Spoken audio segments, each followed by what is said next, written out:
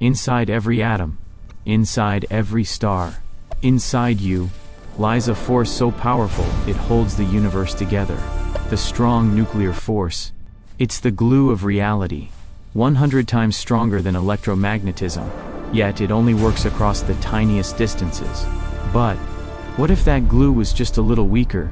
Not gone, not much weaker, just a few percent. Let's explore a universe where the strongest force isn't quite strong enough. The strong force binds quarks into protons and neutrons, and then binds those protons and neutrons into atomic nuclei. Without it, protons would fly apart from their electric repulsion. No stable atoms beyond hydrogen. No chemistry. No planets. No life. But it's delicately balanced. The strong force is just barely strong enough to overcome that repulsion for multi-proton nuclei. And just barely weak enough that two protons alone don't stick together permanently. In our universe, diprotons aren't stable. That's good, because if they were, almost all hydrogen would have fused away in the Big Bang. Imagine we dial the strong force down. Just 5%, maybe even 1 to 2% in some models. First problem, deuterium becomes unbound. Deuterium, a proton plus a neutron, is the critical stepping stone.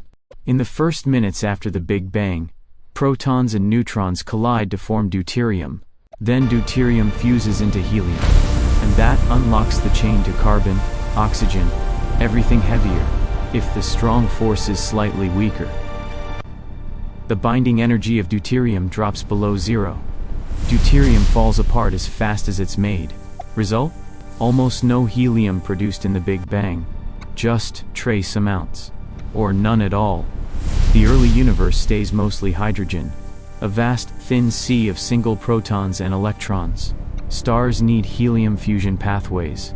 But more critically, they need that first deuterium step. Without stable multinucleon nuclei in the early universe, most stars never ignite properly. The ones that do form are either too cold, or burn in bizarre short-lived ways with almost no heavier elements. No carbon, no oxygen, no silicon, no iron, just hydrogen, forever. In this weaker strong force universe, galaxies still form from gravity, but they are quiet. Almost no metals. Astrophysicists call anything heavier than helium a metal, so almost no metals at all.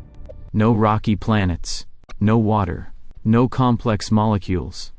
Even if somehow life tried to begin in this hydrogen soup, there would be no carbon-based chemistry, no DNA, no proteins, no us.